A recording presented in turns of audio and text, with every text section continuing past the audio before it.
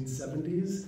And I just got really inspired by practice and just kind of jumped in with both feet. I really wanted to share my experiences with others, so I became a yoga meditation teacher. I taught yoga and meditation in schools and prisons and community centers. I still do some of this. And decided to be a yogic monk. And so when I finished college, I moved to Charleston, South Carolina, and I lived in an ashram for a year. And I was on my way to India to become a monk. But then, as often happens, I kind of fell into a spiritual crisis. And then I did what a lot of young people do who don't really know what to do with themselves. I went to law school. So this was a disaster. And I'd been living in an ashram with all these spiritual people, and then all of a sudden I was in law school, and it was like being in a car accident, basically. So that was bad. And but anyway, so then I worked hard. I did well, and but law wasn't really for me. I always wanted to be a poet, and poetry was calling me back. And I always tell all my students that this poetry business is dangerous because it can ruin a perfectly good career, you know? So become a poet, you're a little poorer. But anyway, during this time, I kind of became a Buddhist, and I practiced as a Buddhist. And, but I really missed the yogic path because there's kind of a, I feel like American Buddhism is a little bit intellectual, it's kind of a little bit in the head. And the yogic path is a little bit more centered in the heart, I feel like. And so anyway, I made my way back to the yogic path. And pretty much my whole life I've been, you know, chanting mantras and doing other kinds of chants in Sanskrit, but I never really studied the language. And so about 10 years ago, I decided I embarked upon a more formal study of Sanskrit.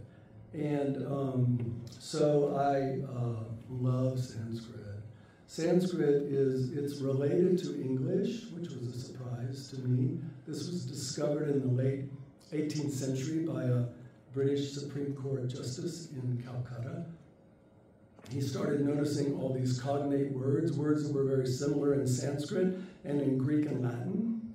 And so he said, this is weird, you know. And then this is a guy named Sir William Jones, and he's the one who first hypothesized this idea of the Indo-European language family.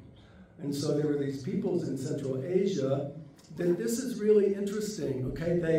They became lactose tolerant.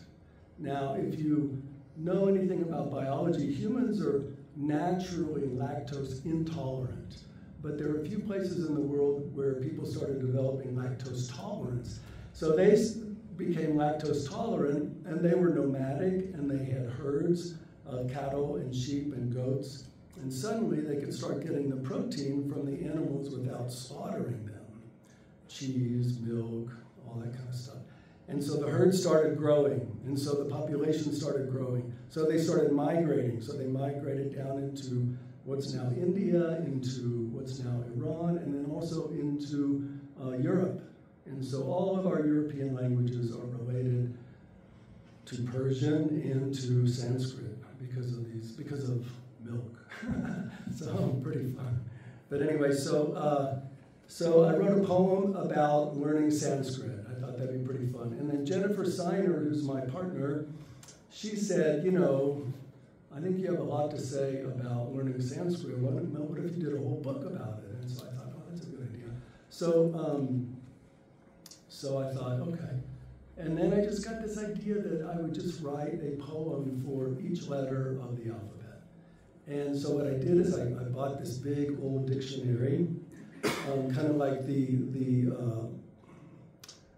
what do you call it, the English Sanskrit dictionary from 1879. I'm going to mention it in my first poem. You know, this big dictionary, and it was really fun. I would just turn the page to the next letter and start reading the words under that letter until one of the words kind of sparked a poem. So instead of staring at the blank page, it was like a really nice project. So this is the result of it, and thank you all for coming and listening to some of They're kind of prose poems, so originally they looked like regular poems, and I just decided to take out the line breaks. I thought that it might feel more accessible to people who are not deep into poetry. And so I kind of refer to them as meditations. So when the book comes around, you can look at it. In the beginning, I have a kind of short autobiographical section, and then I have just a pronunciation guide to the letters, and then we start in with the poems. The name of this wonderful script is called Devanagari, and Devanagari means the city of God. And so it's like everything that happens in Sanskrit is happening in the city of God. It's pretty cool, you know? I have a friend in India who, a cardiologist, and he did his internship at Pittsburgh. And he said, you know, in America, money saturates everything down to the smallest space. He said, in India, God saturates everything down to the smallest space. There's something to that. Anyway, so I'm going to read a few of these. This is a short one about when I first got this dictionary. It's called Shabdakosha. Shabdakosha Dictionary. It arrives in the mail in blue cloth. A Sanskrit-English dictionary, etymologically and philologically arranged, with special reference to cognate Indo-European languages. 1879. Sir Monier Williams. 1819 to 99. Used, near fine condition, $175. I cradle it, open it like a book of spells, a strange miscellany, runes on stones, tools for transcendence. I turn the giant pages. Let us find the words that will make us well.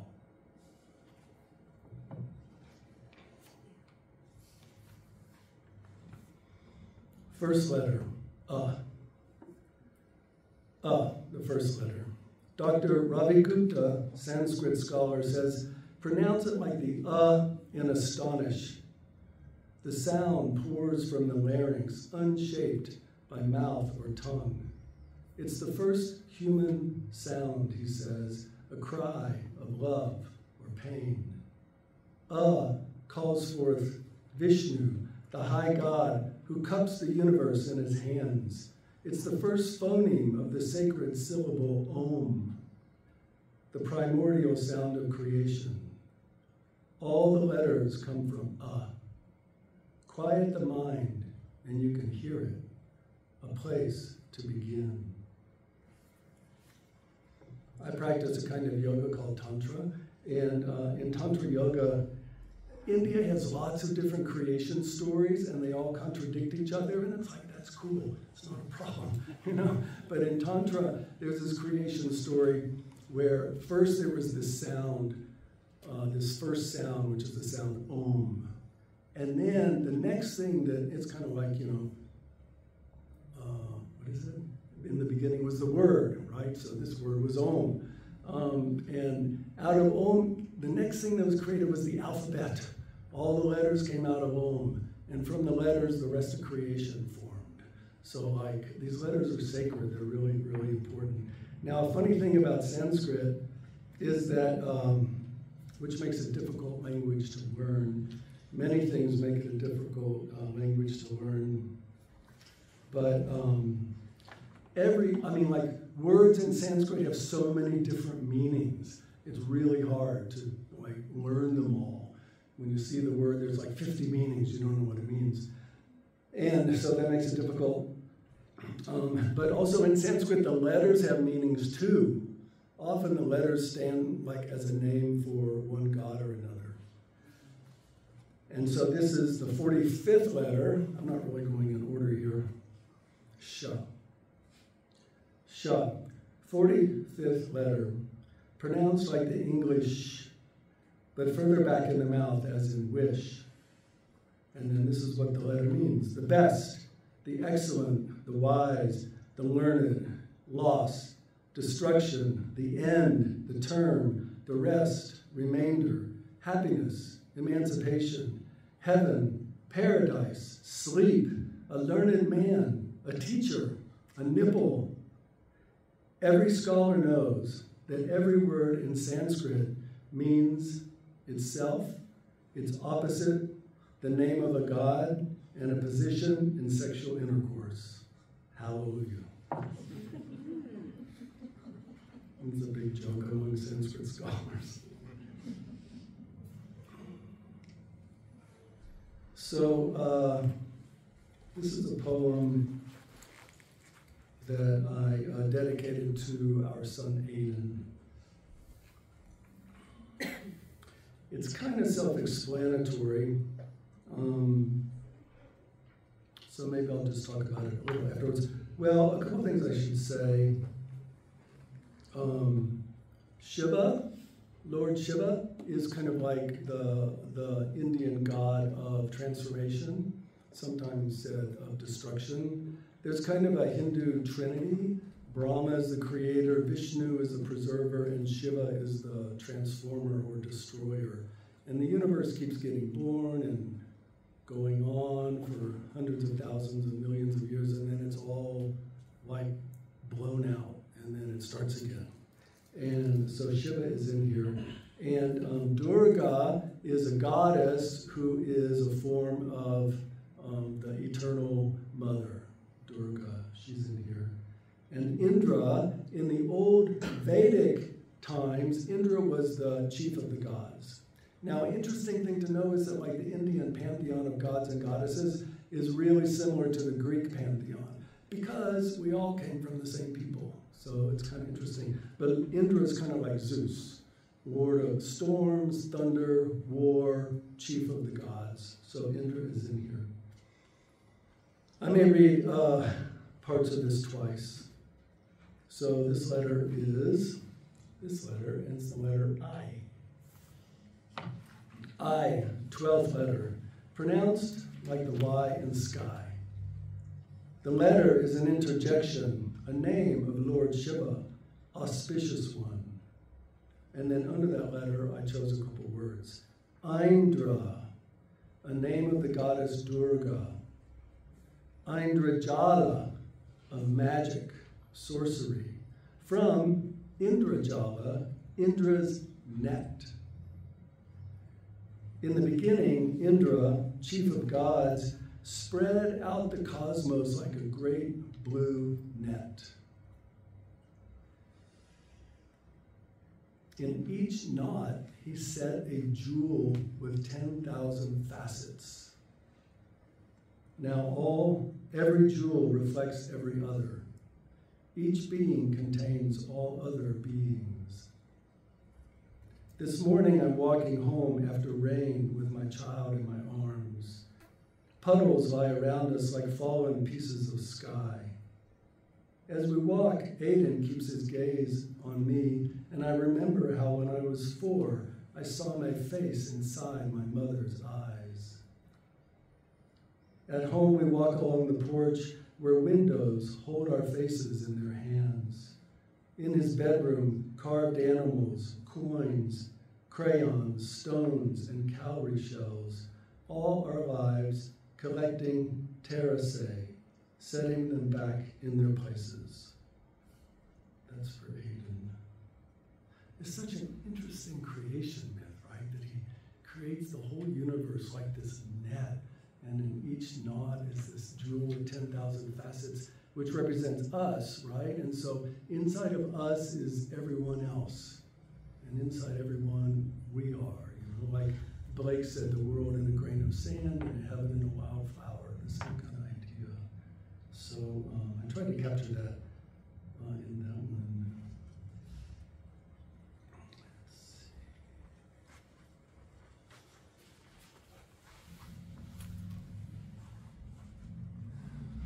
So another kind of creation myth, or at least kind of an understanding of it, is that in India, it's considered that this whole universe was created in a sense of play. It was all done in a sense of play. So this is the 42nd letter, L, pronounced like the English L in let. And then under this letter, I chose the word lila, which means play. Let's define it as something done for its own sake, its own joy. All art affirms this, or should.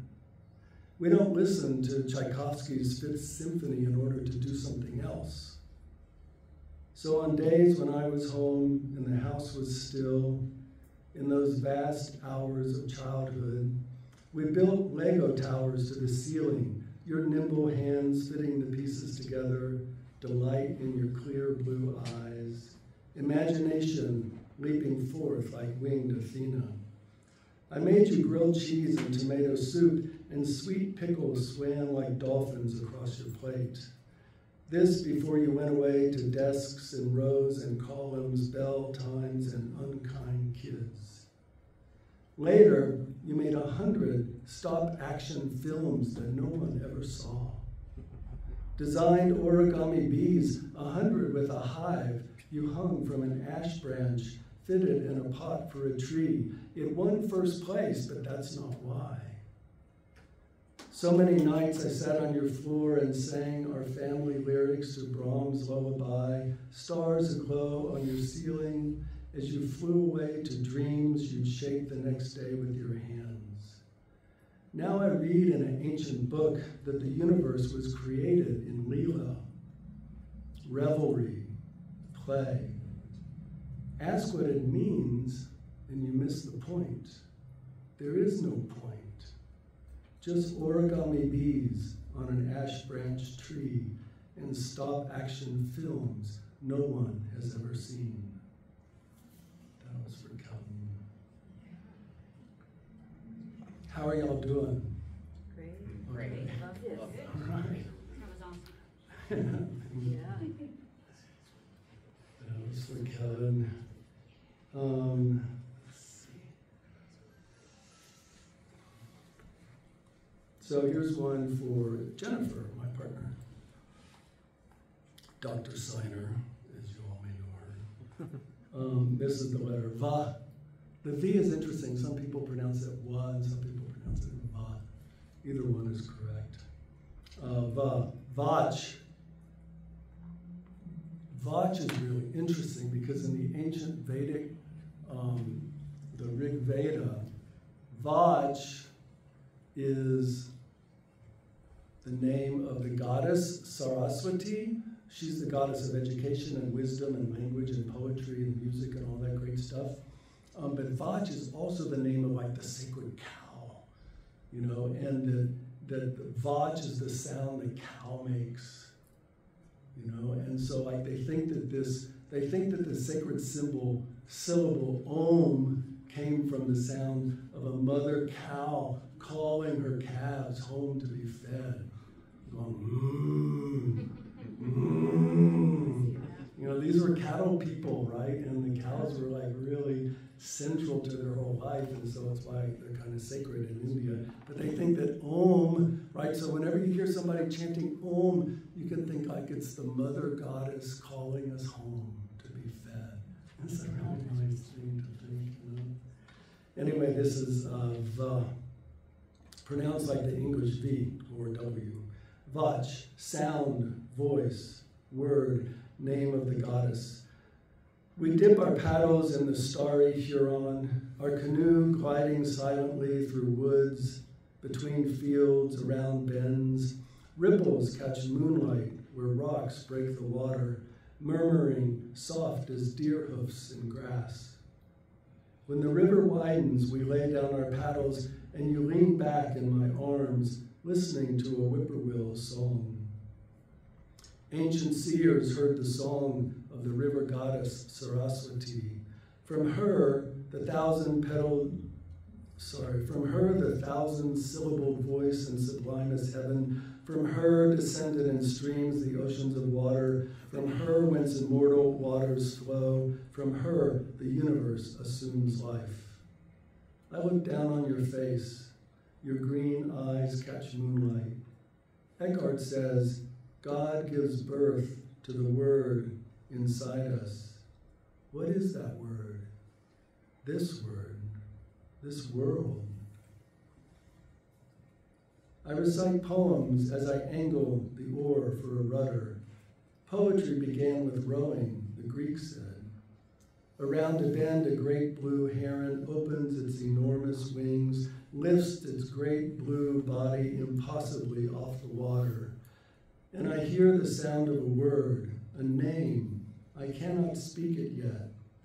20 years from now, memory will return, and I will call you Jyoti Prema, Jyoti Prema, light of divine love, light of divine love, light of divine love.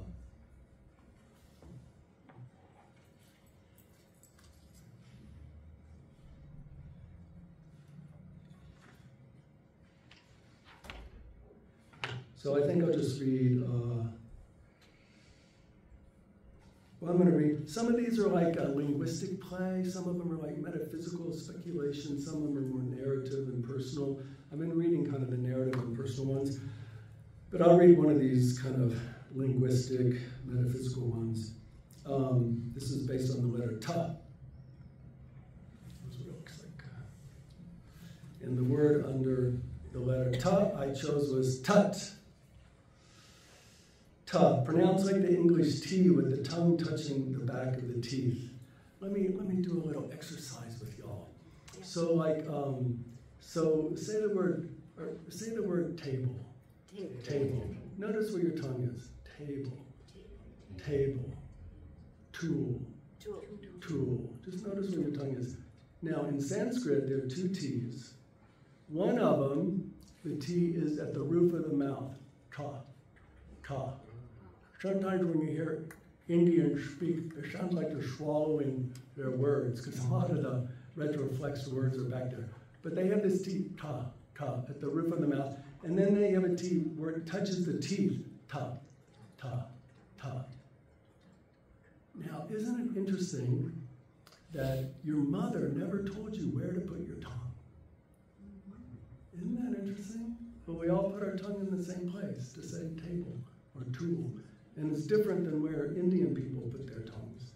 And their mothers didn't tell them either, you know? So it's like magic, really.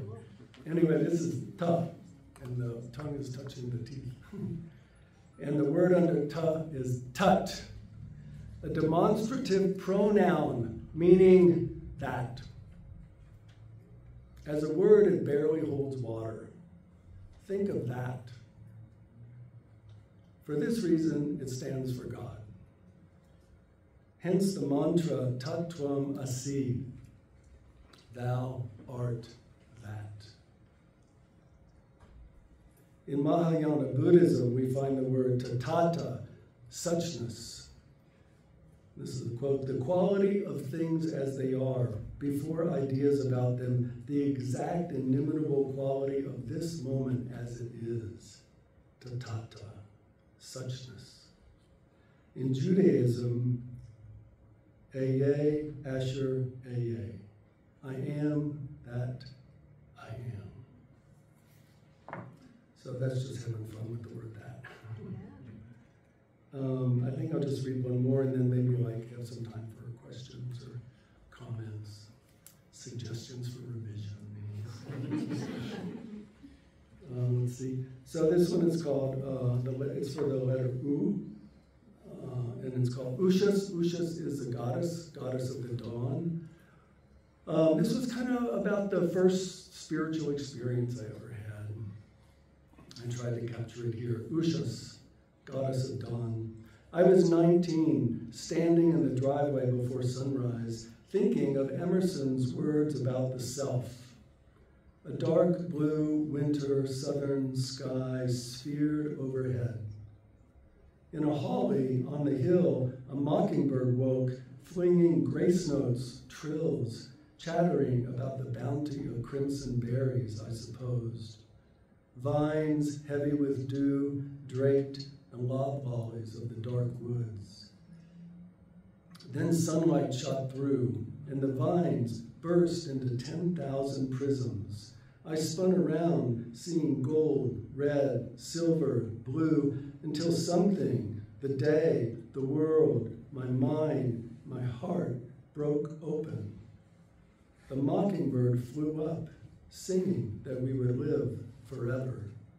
All the words written on its wings. Thank you, guys.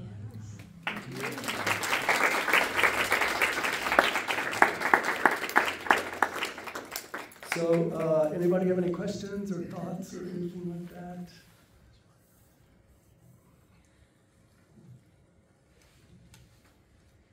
Yes, Aaron.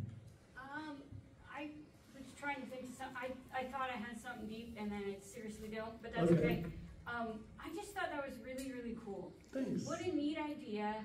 And the book, you're right, it is beautiful. I'm glad you passed it around because it is so neat to look at. And just what a wild idea. I guess my question is like, okay, so, and this is kind of selfish, but I have a wild idea to do a thing, but I have no idea where to start. Like, how do you even start something like that? Does that make sense? Yeah, it's all kind of mysterious, isn't it? And it's all kind of grace, and it's all kind of a gift, I think. And I feel like the important thing is receptivity, just being quiet, being open. And I feel like it is,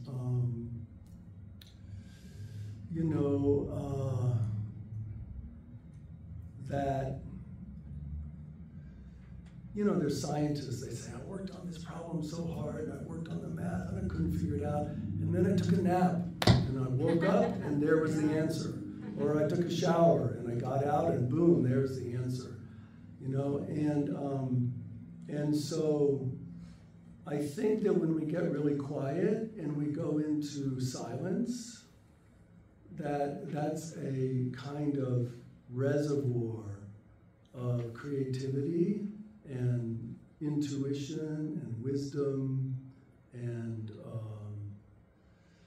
it's like a whole treasure inside there that it feels like, well, this is like empty space or something, but it's not. It's like this creative engine, that's inside of us, and that we're so distracted all the time that it's hard to dip into that well, or dip into that spring. And so I feel like most creative projects are gifts. I was just listening to, watching on Instagram, which I shouldn't be probably, but anyway, a spiritual teacher, he said, we think we're in control of everything, right? But who can say what their next thought is going to be? Where do thoughts come from? It's not like we sit down and say, now I'm going to have a thought about this. The thoughts just come. Where do they come from? And so, but anyway, when we can quiet down some, then we can dip into this really deep place where creativity happens. I feel like it's a gift. I really considered publishing this book anonymously, because I really felt like it was sort of a gift, and I'm not all that involved in it. I know I have stories about me and our family, but I don't know, I feel like there's so many artists and writers, I'm sure you've read them, that said they feel like when they're in that zone of creativity, it's not really them. Even if it's like Michael Jordan talking about being in the zone on the basketball court, it's like, how do you get this? I don't know, it's just happening. The mind is quiet, and the basketball is just happening. So when we get in the zone like that, then we're in this creative space. So that's probably not a very practical answer, except that, except that I feel it's kind of mysterious, and getting quiet really helps a lot. Yeah. Mm-hmm. I'm always so interested in the idea of a writer changing, like Thomas Hardy stopped poetry, started.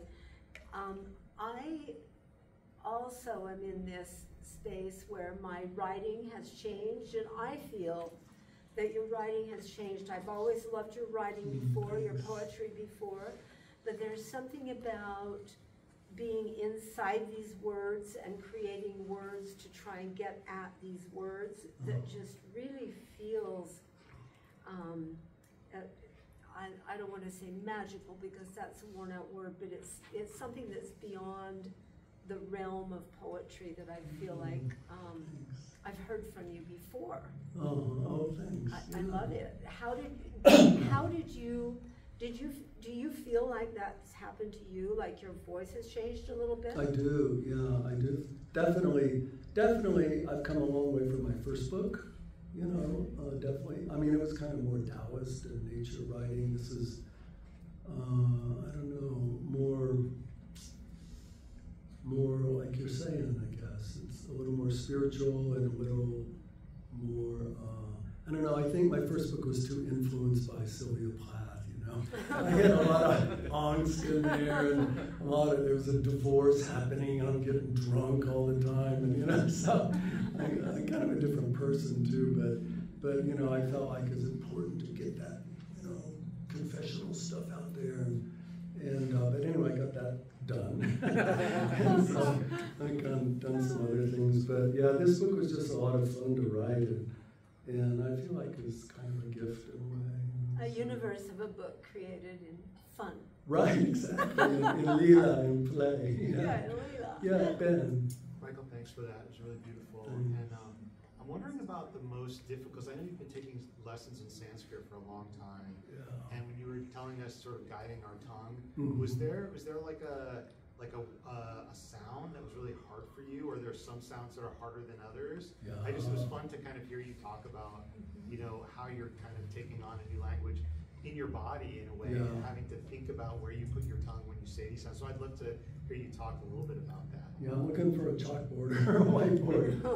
But yeah, the hardest thing is there are letters that are aspirated, so they like you have pa, and well, let me think. You have ba, and then you have ba that's aspirated, that air comes out as you say it, and so it's easy for Western speakers to say one of these letters in the middle of the word, because you can kind of, it's spelled BH in transliteration into Roman characters. But if it's in the middle of a word, you can kind of land on the B and take off on the H. So it's like lampa. But if it's at the beginning of a word, it's really hard. Ga. You know, and it'd be like, when I was first learning, our kids were small. It's like, what's that noise? It says, your dad's practicing Sanskrit. It's like, buh. It's really hard. And yeah, that's probably the hardest one for Westerners, yeah. But it's like there are, 5 consonants that are aspirated, so it's a lot. And but it's really interesting because Sanskrit is a very systematic language. So there are 25 consonants, and they are articulated at 5 different places in the vocal apparatus. So you have the gutturals, ga, right, it's down there, ga. And then above that is cha, kind of at the back of your throat. And then, like I said before, you have the retroflex, the roof of the mouth, ta. And then you have the T of the teeth, ta, or D, da. And then you have the labials, pa, ma, ba. Right? So you have 5 here, 5 here, 5 here, 5 here, 5 here. Very systematic, right? So it's really interesting in that way. And then you have a bunch of vowels. And the International Association of Sanskrit Transliteration came up with a system for writing Sanskrit sounds in Roman letters, and it's not perfect, you know.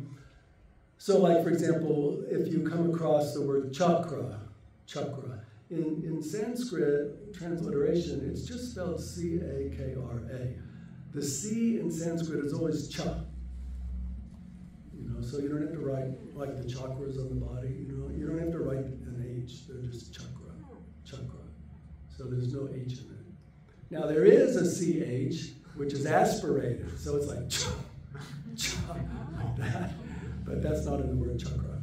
And then there are three S's. There's s, like us, sa, and then there's sha, and then there's a further back sha. And it's kind of like in the difference if you say the word should, you can feel where that is, should. And then if you say prescient, that second SH is a little different. And no English speaker can really tell the difference. So any S with a mark on it is just SH, you know. But there's some weird things like that. You know, so. But the grammar is really complicated, you know, but it's really fun. Yeah, it's really fun. Other questions?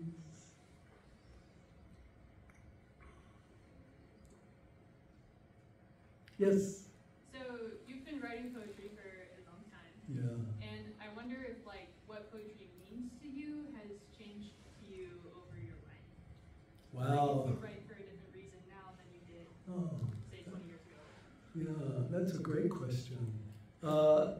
Poetry first struck. You should repeat that question for Oh, the sure. camera. Yeah, so the question is like, I've been writing poetry a pretty long time, and has like the meaning of poetry changed? Is that a good paraphrase? Yeah, like why you write. Why I write, yeah. So when I was in high school, I had 12 years of Catholic education, and I had this wonderful nun, Sister Marion, and I had her for British Lit. And I just read this sonnet of Wordsworth's, "The world is too much with us." Do you know that sonnet? The world is too much with us, late and soon, getting and spending. We lay waste our powers. Little we see in nature that is ours. We have given our hearts away, a sordid boon. And then it goes on to kind of a vision of Proteus rising out of the sea, and wouldn't it be great just to be a pagan Greek and to be in love with nature still, you know? But anyway, that poem just really hit me, and I thought, oh my gosh, I want to be a poet, you know? But then, like, then monkhood came along, and lawyering came along, and all that, but I finally made my way back. But anyway, I don't know, I think it's a calling, you know, I think it's really a calling. But I just would read these fantastic poems, and I think, I want to do that, you know, I want to make that happen, because you just have this powerful response. And I really wanted to, I'm a very visual poet, and I really wanted to like recreate the beauty of the world, you know, because the beauty of the world is just like, wow. And I just wanted to make that with words, you know, I wanted to create that because, you know, we're all busy and we walk by the mountains every day without really looking at them and all that kind of thing. And somehow when you have them captured in words, you know, that you like, well, like Keats said, you know, that the purpose of poetry is to remove the scales of familiarity from our eyes. To remove the scales of familiarity from our eyes so that we see the world with fresh eyes again. You know, and so like Whitman wanted to be the new Adam. You know, we're starting fresh today. Everything is new and fresh, you know. And so I really wanted that to happen. And then I just really got interested in spiritual experience. And you know, when somebody has a powerful spiritual experience, enlightenment or some kind of spiritual experience, you know, you say, what happened? What was it like? The first thing they say, it's beyond words, right? It's beyond words. It's beyond, I can't describe it. It's beyond description. But then they spend the rest of their life talking and writing about it, right? You know, because it's like words are all we have. So I just have been really interested in how words can say the unsayable. You know, how words they can't really, like, they can't really give it, they can't really, like, reproduce it. Well, they can, in a way, but they can kind of point. You know, the words can kind of point to reality that we're all in touch with. It's, you know, all around us. It's right here in this moment. And words have this way of, you know, Jonathan Edwards, the Puritan theologian who was a part of the First Great Awakening in New England, he said, you know, I know of nothing that produces conversions as well as hearing other people's conversions. You know, so you hear about these spiritual experiences people have, and it can actually, like, trigger one. You know, you can actually have one based on, and that's why people spend their time reading scripture and stuff, because it's like, you get stoned. And, you know, it's like, it elevates your mind to this, like, blissful, kind of ecstatic space.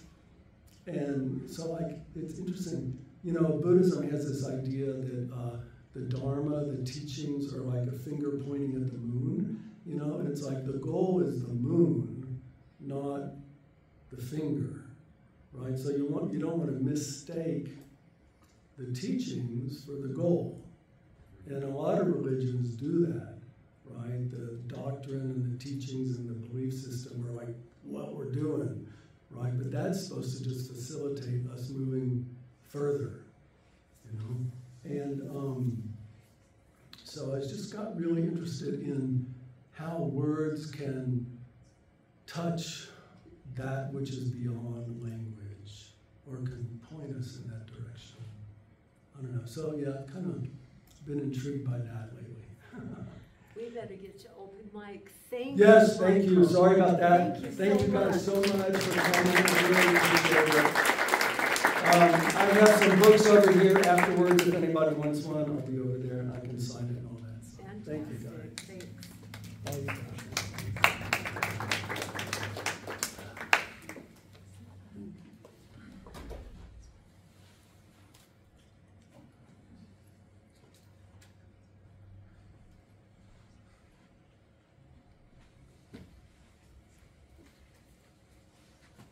Right. Let's give Michael another hand. Yeah.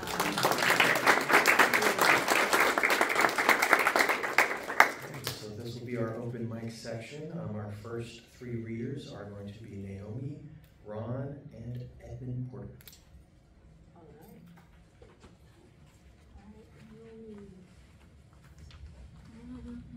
Okay, I think you can go this side. All right. Okay. Oh, leaving the thing up here. I didn't think about that. Okay. Okay, so hi, I'm Naomi. I have 3 poems to share. They're pretty short. Anyway. Okay, here we go. It's called What I Admire. Anne, my cat, is unapologetic. She takes up space, does not wait for permission, knows she belongs everywhere. Anne loves huge. She will not let you ignore her love. She stares at you so admiringly, it is impossible to not love yourself when she lays her head on your chest, kicks you into a proper lap shape, all while feeding on you with bright green eyes. And we're still uncensored, yes? Yes. Okay, Uncensored warning. okay, because the title of this would have gotten me in trouble if not. Okay, sorry. Okay, this is probably TMI. I had my first ever mammogram today. I wrote this poem before that, but anyway, it was on my mind. Anywho, sorry about that. I don't know. I overshare. Okay, it's called Fuck Bras. Yeah. Or a cry for help. Bought a 3-pack. Nobody uses sizes anymore. The wise, all-knowing size guide says 3X. They take a month to arrive. The pink one fits okay. The maroon one is too small. Boobs leak out of the bottom. Don't dare try the black one. Tried sports bras for a while. They use sizes at least. I buy 44, but find I'm really a 48. These shrink, creep up my breasts until I feel the elastic like a pasty on each nipple. One year I ditched them, boobs breathing free. I didn't like the way they lay, spread out like cats in the sun. Uniboob, floppy boob, pinch, swish boob, help. Okay, I feel a little bad reading this in front of Michael Sowder because this is maybe kind of mean, but also I don't fucking care. Okay, so yesterday an awful person was taken off of this earth. I don't feel bad about it. This is not about that awful person, but about another awful person. You'll know who it is, I believe. It's called When He Is Dead. A heaviness we have borne so long will be lifted. The deep cloud in the east will break apart into white wisps, a cotton fluff flying from an azure sky. We will come out into the streets, take our neighbors by the hand, smile wider than we ever thought possible. Cars will stop, drivers look up into a new lightened sky, faces will turn from the half-mast flags, feast on the riot of color flown from apartment windows, pride flags of all shapes and sizes. We will sing praise to a new holiday. Bob Dylan will lead a procession through the rotunda, a witness to ensure this ignorant, dumb fuck master of war is dead. Fuck fascists will adorn acoustic guitars produced by many hands in the large crowd outside. Music will drown out any weeping. Pink and blue trans pride flags will bury any red hats. America will indeed be made great again. His followers will slink away, pale orcs hiding in a shadowy Mount Doom. They will show up $5,000 for their very own gold death mask, the last gift of a fallen savior. When he is dead, we will feast and sing like white-clad elves, drinking wine and telling stories we had scarce dared to remember before. When he is dead, our hearts will lift, float in a sun-blessed sky. When he is dead, we will finally rest. Thank you very much.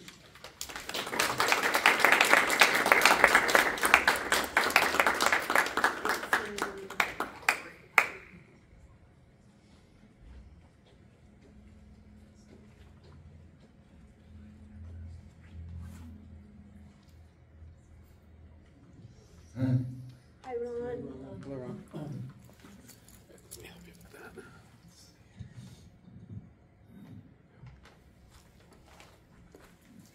From a great family distance. 20 years ago, Haley and Colette started going to school at Gilchrist. The next year that, Pinkerton moved in. He wasn't good. Sisters were kin. Now I'm related to Lassie, because the marriages from Kelly and Natty. Glad to now be related to them all. Unfortunately, it's nothing small. It's from a girl called Britt. And Dory Donahue. You had a great smile. You helped make Gilchrist nice for a while. And toward the note, you wrote my Hubert. Appreciate the time for that. You and others too. Just had to keep writing poems, because I heard good. I'm glad that's what you understood. I hope you like this poem for you. Until we meet again, we will miss you.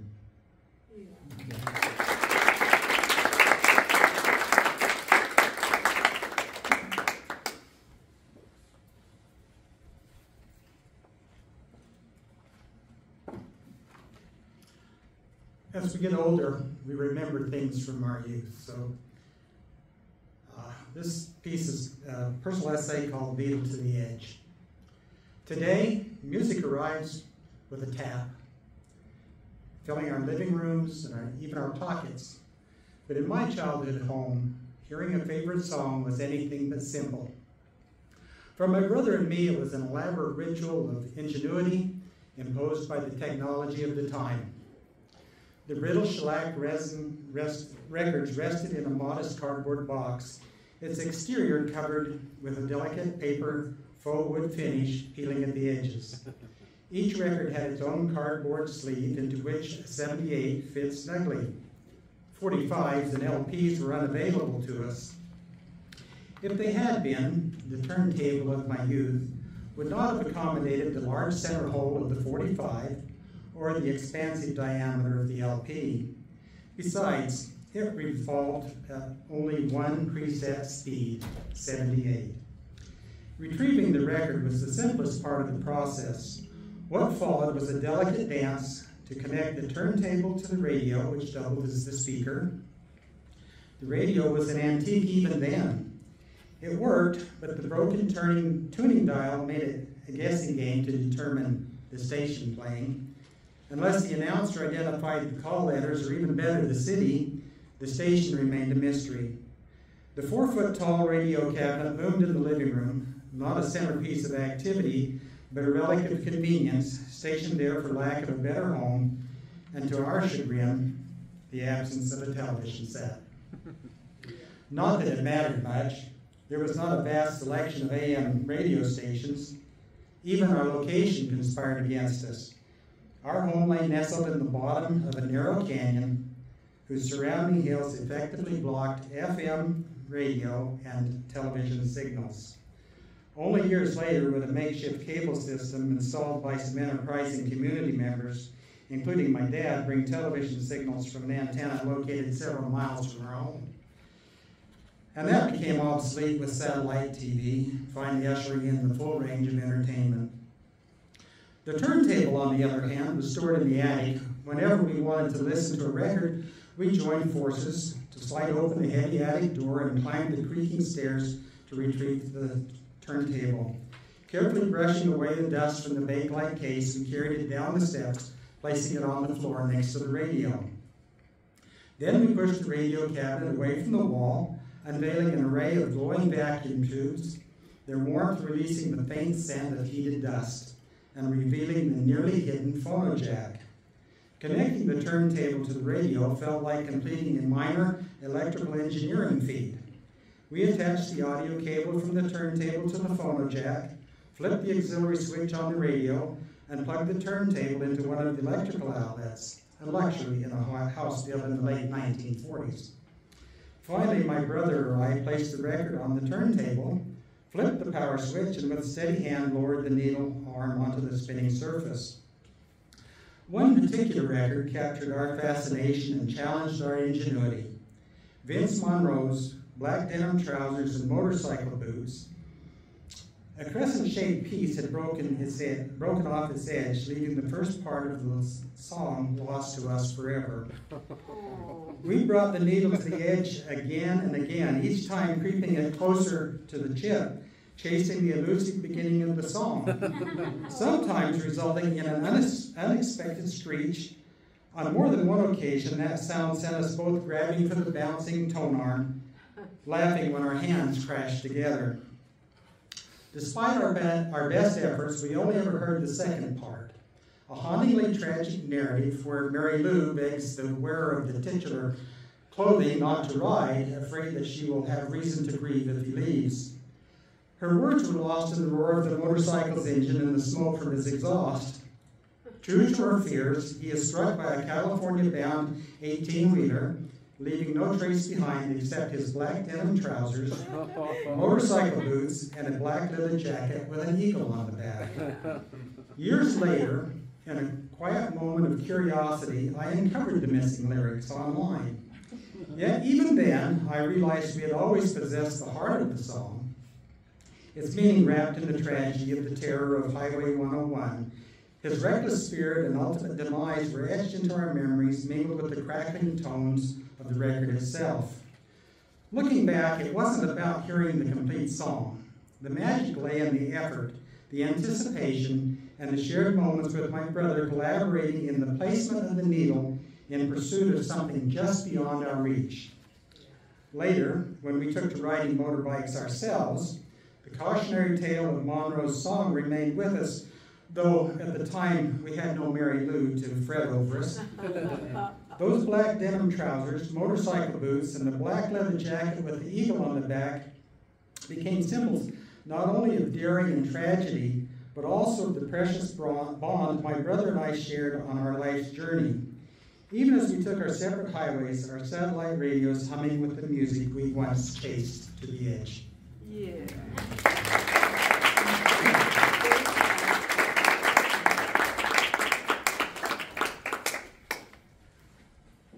All right.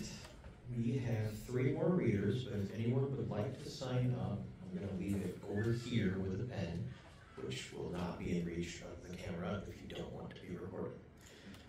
Our next 3 readers are Star, Jan, and Mark. Okay. Hey, Star.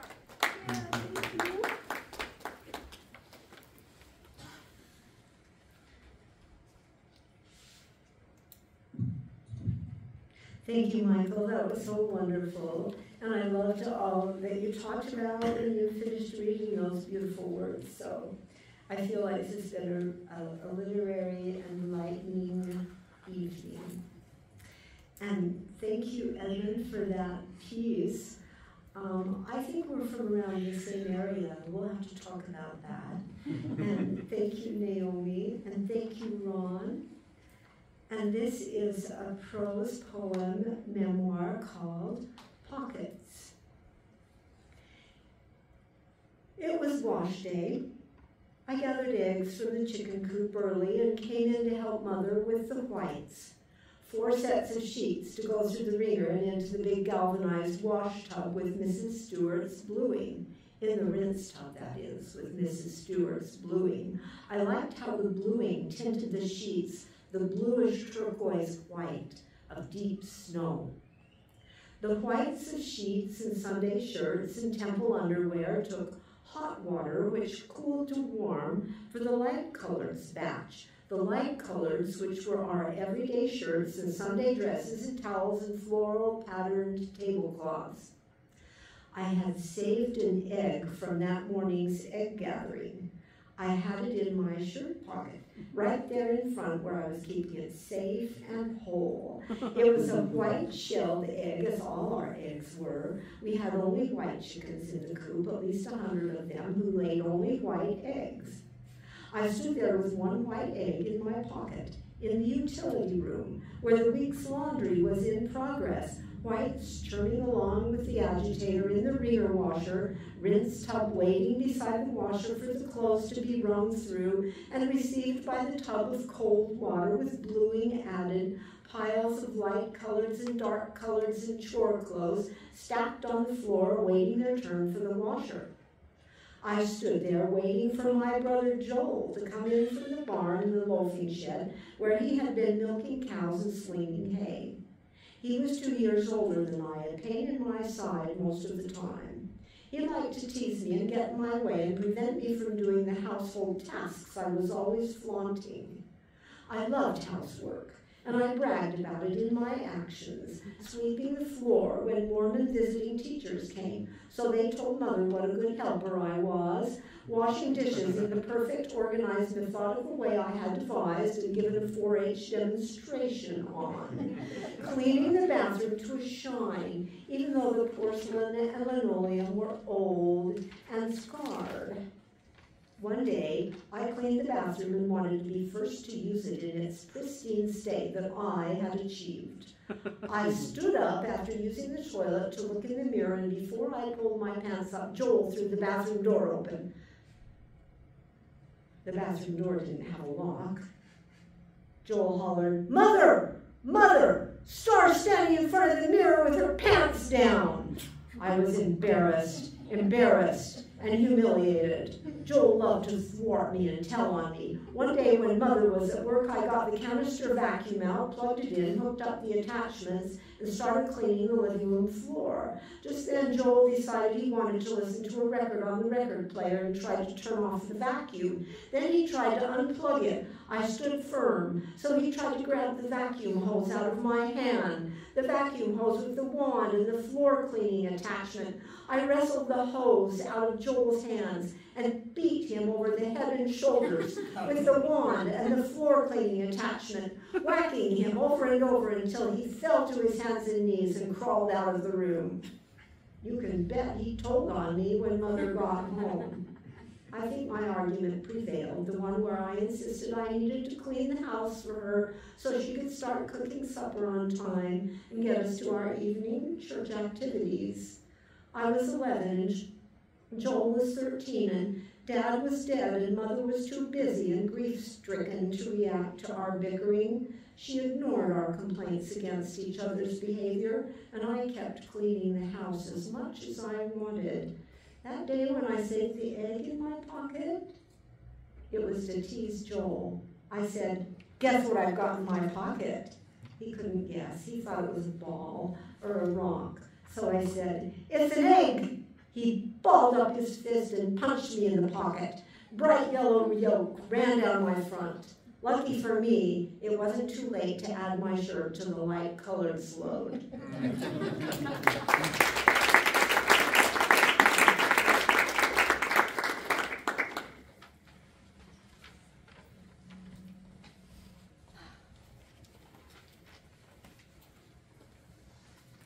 Hello.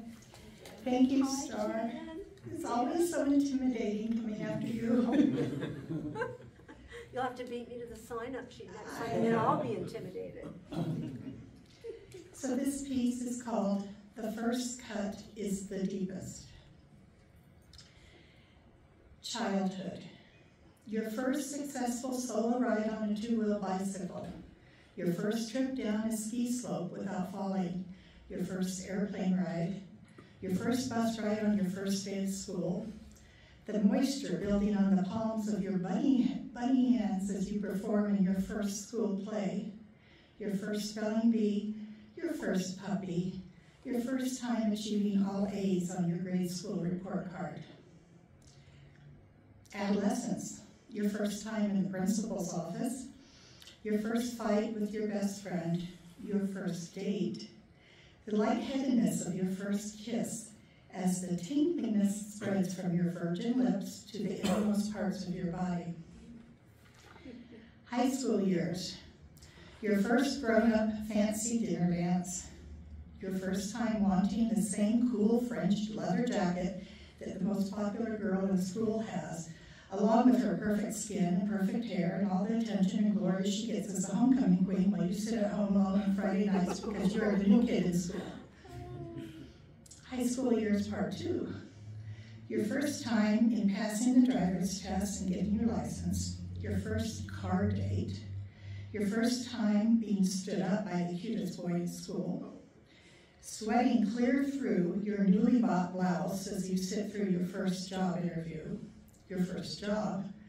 Your first time at age 17 when your whole wonderful world was spread out in wait for you, and you come home from school to discover that your mother has taken 20 Valium tablets because she found out your father had been unfaithful to her during almost 25 years of their marriage, and she could not find a reason to live anymore, and you did not know how to make her wake up and had to call the ambulance to come and resuscitate her. Adulthood. Your first love. Your first time experienced sex. Your first walk down the aisle in a white dress and veil that whispered sweet promises as you floated on air toward the man of your dreams. Your first wedding night. The amazement of Paris's lights laid out before you the first time as you gazed from an airplane while you totally embraced the future where everything is perfect. Marriage. Your first Christmas with your one true love. Your firstborn child. Your first time to find out while you're still rejoicing in that new promotion you just got at work that your husband has been screwing your best friend and coworker because you've discovered the used condom in the spare bedroom as you're changing the sheets for your mother's visit and your whole world has collapsed around you like a deflated balloon. Separation. Your first confession to a stranger that your life is hell. Your first lawyer. Your first restraining order, your first visit to the bank on a morning that was as dark outside as the inside of your heart, where you find that your life savings have all been spent by your first husband, including cashing in all the stock shares you had inherited from long-dead grandparents. Divorce, your first move across country on your own, 2 small children, your first time dropping off your daughter at a stranger's house so you could go to work and make enough money to feed her, your first purchase of a big-ticket item to restore your credit standing, your first signature on a mortgage agreement that will be the first house you purchase all by yourself, your first scholarship, going back to college after an absence of over 10 years, and walking into your first class, realizing that you're as old as most of the parents of the students who are in their class already. Your first date with someone who's not the father of your children. Your first heartbreak of being in love with someone new for 2.5 years, and letting him get close to your children, and having your children get close to him, and surviving his relocation to a place 3 states away, and still maintaining a relationship even though your phone bill now rivals your monthly mortgage, and you cry yourself to sleep every night. The kids are wondering what has happened to their mother, and you cannot explain it to them because you don't understand it yourself. Moving on, your second relationship post-divorce, your second time floating on air down the aisle to the new man of your dreams, your second mortgage signing experience with your second husband, watching your first child and then your second child graduate from high school and go on to attend college for which you are providing the funds, your second round of attending college to better yourself, your second chance of making a meaningful life for yourself and those you love as you wake up each morning in your love-filled bedroom with the sunrise reflecting off the eastern mountains, overlooking your new home where you can look yourself squarely in the mirror each day without having to second-guess your decisions or run flailing from the room in an attempt to hide from everyone and everything, and still manage to have a first-rate time. Present day. Your first realization that once again, things are not always as they seem. Yeah. Oh.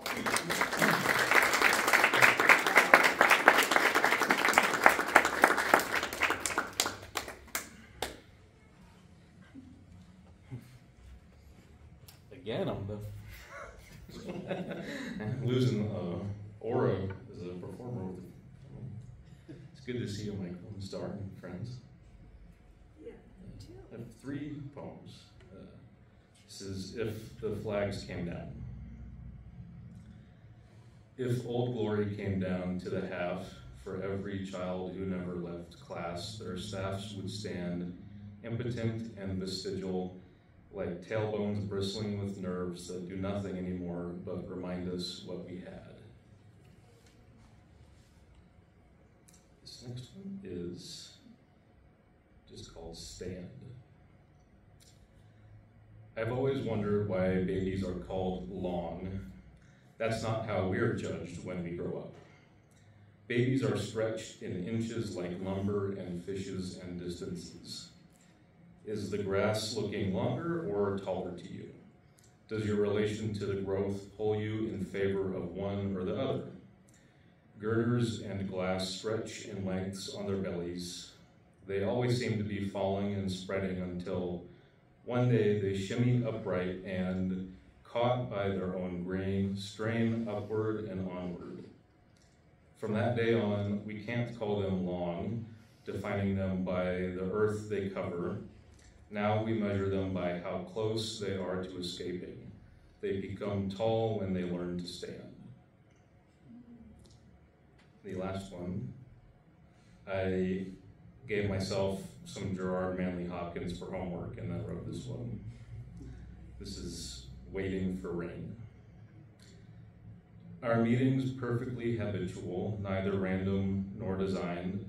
Still I gape at the odds against atomic droplets joining elements to vibrate their periodic ritual.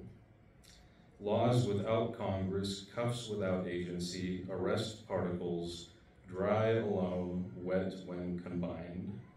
Nearly savior, thermal star breaths resurrect seas and tears alike astride their twin blue beyond, marshalling alabaster crowds borne aloft, gaining mass against the loudest sun, Porous topaz soaks up 500 raptured tons. I've never captured sweet briars in birthing, never cradled clouds as bitter green becoming, but when they burst, their juice runs purple sweet for us, the billions. We rush, double hands stretched to catch their swelling, many molecules in a loose, thirsty strand drawn to drink in spilling skies. Thank you.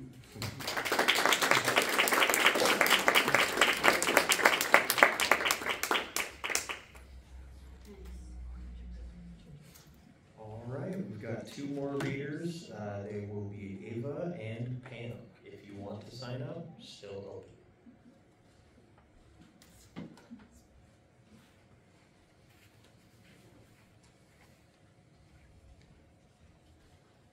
Hi everyone, I have a quick poem and then a flash fiction piece for you. This first one is called Kaput. I do not distinctly remember at this time if we were calling each other wife and wife or not. I remember she walked in after studying bugs all day and stroked my hair. I was mostly asleep, napping at 7 p.m. when she said to me, "It feels as though your hair has a fresh, traumatic memory of being wet." Then she stopped. She had hated rain, sprinklers, showers, water, and I had been expecting an end before the end like this one. And then this one's called Double Darkness on the Adolescent Trail. It's a cool title because I stole it. Jimmy informed me crikey is actually short for Christ kill me. I was devastated. So much so that I didn't go back to school for a week. I spent the first 6 days kneeling with my arms crossed on the bunk bed, praying for absolution. On the 7th day, 2 strange things happened. My parents were arrested for their involvement in a religious dildo operation. Then, that night, when I knelt down, I found myself inexplicably falling beneath the bottom bunk. I thought I'd hit the ground, but I didn't. I prayed, Christ kill me, and this time I meant it. Thank you. Oh, wow.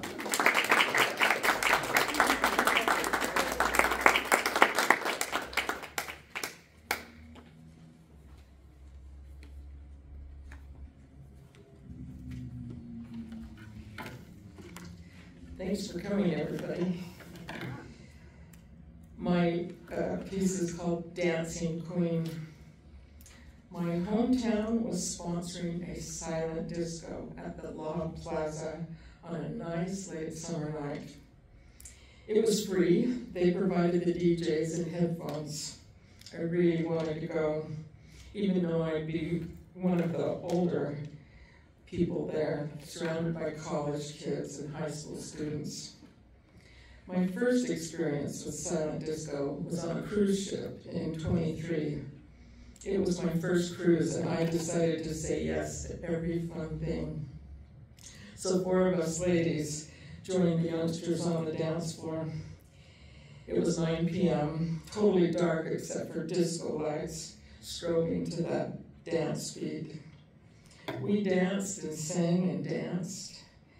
Those hot young kids, tired out, left the dance floor, but we kept dancing. I knew all the songs. I was a college kid when disco came out the first time in the late 70s. Disco was fun, free, and never ending. Anyone could dance any way they chose to. It was unique, fun, and social. I loved disco in the 70s, and I loved its comeback in silent disco now. So I talked a few friends into going to the Log Plaza with me. We were there for the sheer fun of it, so we didn't care that we were the older ones in the crowd with maybe 75 or 80 Utah State students. A few of those Utah State students came and danced with us. It was a perfect night, perfect temperature, a large dance floor, 3 different DJs playing some fun tunes. My favorites have always been from Saturday Night Fever, the Bee Gees, Gloria Gaynor, and of course ABBA, because I am still, after all, a dancing queen. Thank you.